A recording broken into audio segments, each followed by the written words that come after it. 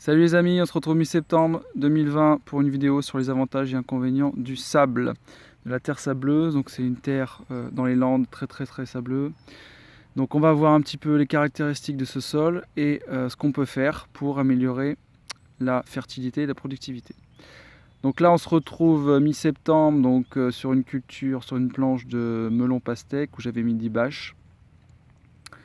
Bâches plastiques pour éviter de désherber et pour garder la chaleur, donc ça a très bien marché puisque j'ai fait, je sais pas, 25 kg de melon et pastèque. Et on va voir comment le sol se trouve, dans quel état il se trouve après la culture.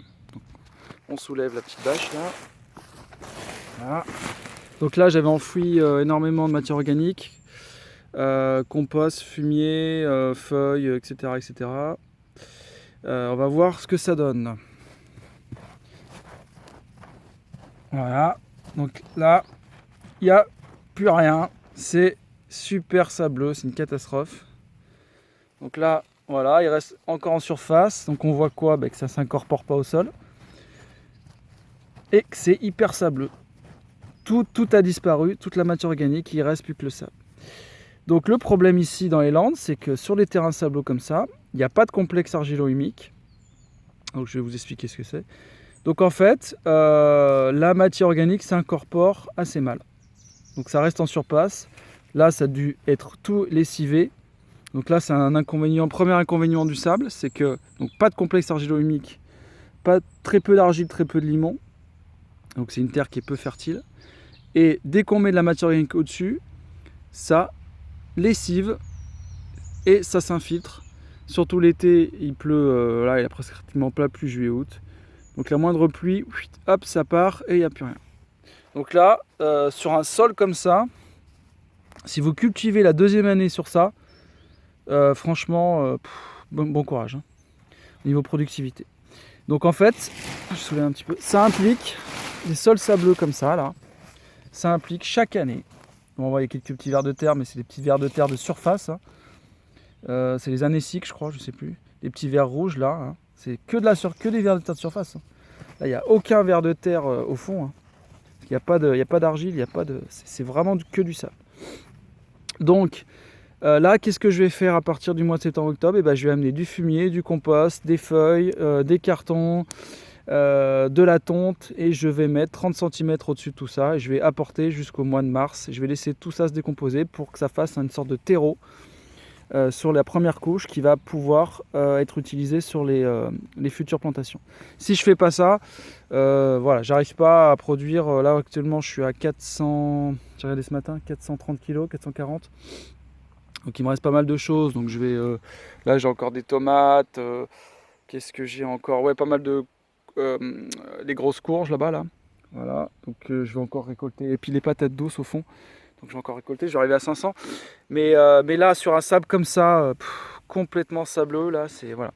Donc, inconvénient, donc lessivage, pas de complexe argilo-humique.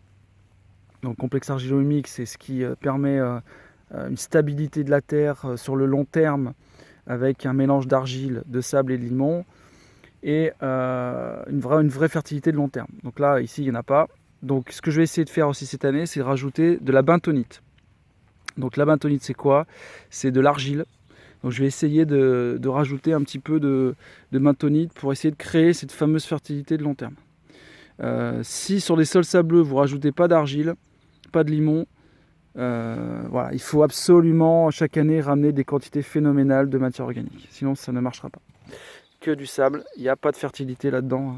Ça, là, voilà. Donc lessivage, inconvénient, peu de complexe argilo-humique. Donc il faut apporter beaucoup de matière organique. Lessivage, l'arrosage aussi. Donc l'arrosage, ça part très vite, l'arrosage. Donc il faut pailler absolument, il faut mettre des bâches. Il faut l'année prochaine, je vais essayer de voir pour mettre un arrosage automatique, faire un puits. Je suis en train de voir parce que j'ai pas assez arrosé. On en parlera après je ferai une autre vidéo sur le bilan des cultures. Par contre, les avantages des sols comme ça, c'est quoi? Par contre, c'est super pratique à travailler. Voilà. Donc pour mettre des structures, pour rajouter de la matière organique, pour faire des trous, ça c'est vraiment sympa. Je me balade un peu, hein, pour vous montrer un peu des images.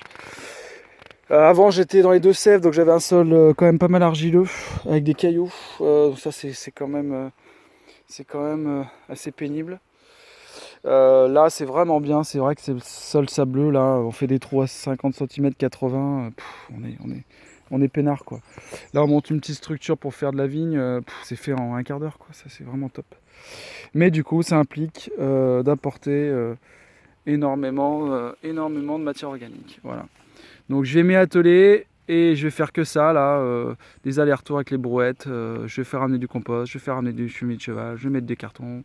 Là j'ai commencé ici, donc là j'ai mis de la paille, dessous j'ai mis des cartons. Ouais, c'est de la vie et ça s'active. J'ai mis aussi là tous les déchets ménagers là dessous aussi. Voilà, tous les déchets ménagers. Voilà. Et là, quand on voit déjà que c'est un petit peu mieux. Ça fait un peu comme du terreau. Voilà. Donc là déjà, on sent qu'il y a un peu plus de vie. Ouais, c'est beaucoup mieux que le terrain là-bas. Ah oui, ça n'a rien à voir. Là, c'est un petit terreau bien frais. Ça, c'est voilà.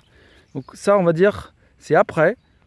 Et ce que vous venez de voir tout à l'heure, c'est avant. Donc on voit quand même que ça fonctionne. Et là, dessous, je mets tout. Mes déchets ménagers, mes composts. Le maximum. Voilà. Voilà les amis, un petit peu les avantages et inconvénients des sols sableux.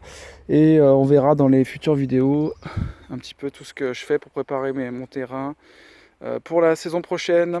Allez, à bientôt!